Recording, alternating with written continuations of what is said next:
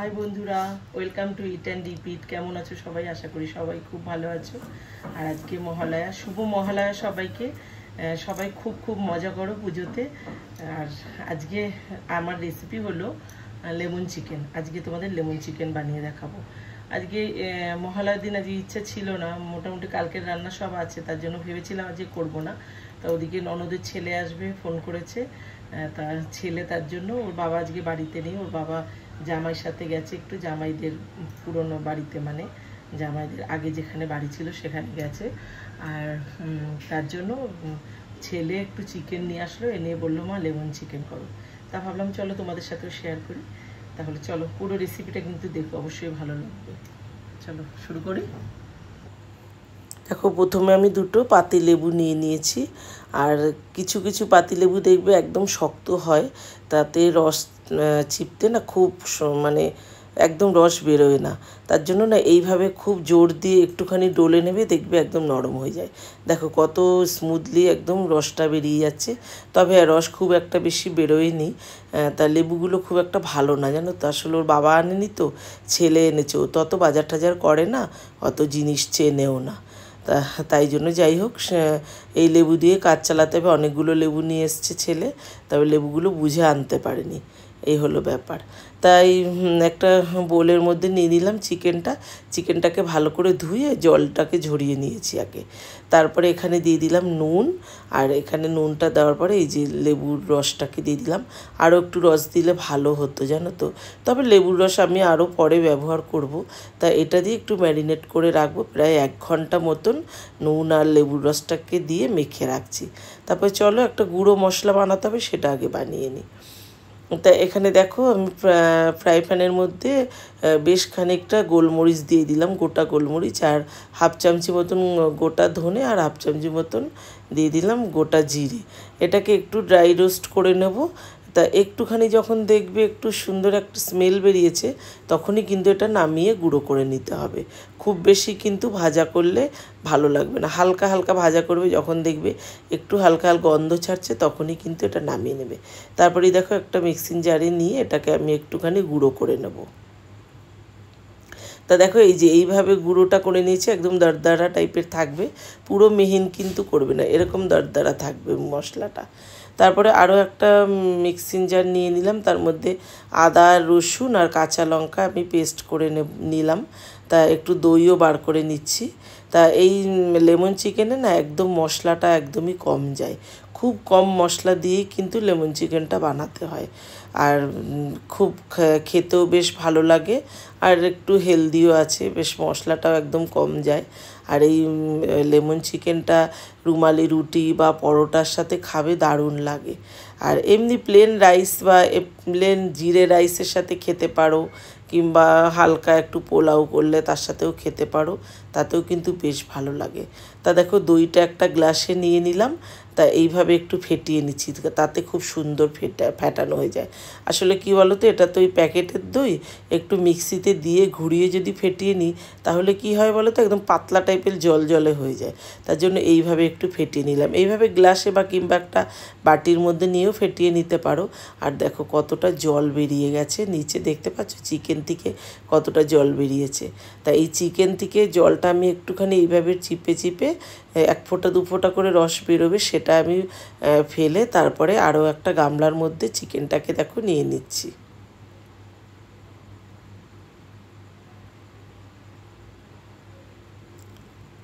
চিকেনটা পুরোটা গামলার মধ্যে নিলাম। এখানে আমার 1 কেজি মতন চিকেন আছে।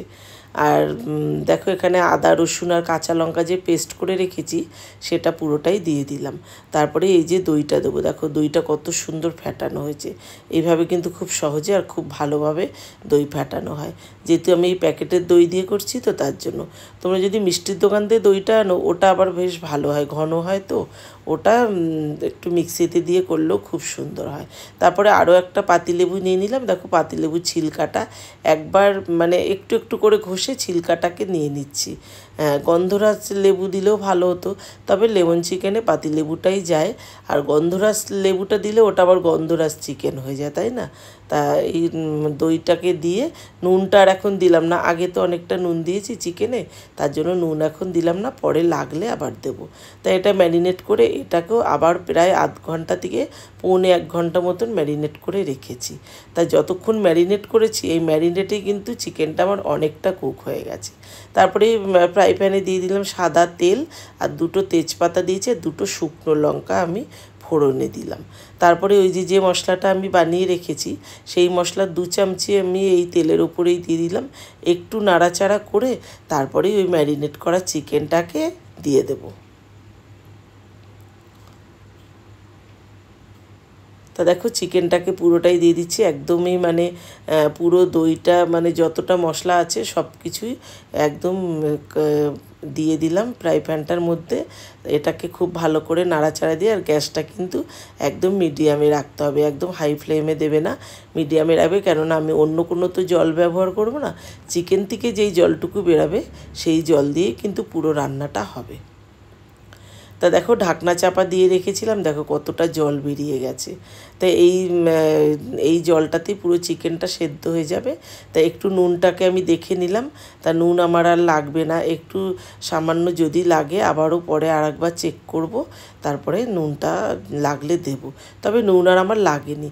তা দেখো এই যে আবারও বারবার করে ঢাকনা চাপা দিচ্ছি আর তুলে নিচ্ছি, আর চিকেনটা কিন্তু একদম সেদ্ধ হয়ে গেছে।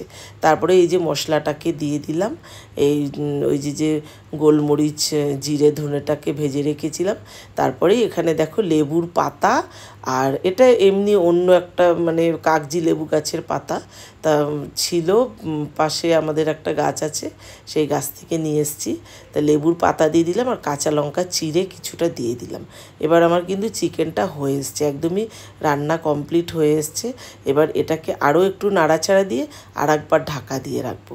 তাতে কী হবে, ওই যে লেবুর পাতাটা যে দিলাম তার গন্ধটাও কিন্তু খুব সুন্দরভাবে চিকেনের সাথে মিশে যাবে। তারপরেই দেখো এখানে 1 চামচি মতন কর্নফ্লাওয়ার একটু জলের মধ্যে আমি গুলিয়ে রেখেছি, তা দেখো সেটাও দিয়ে দিলাম।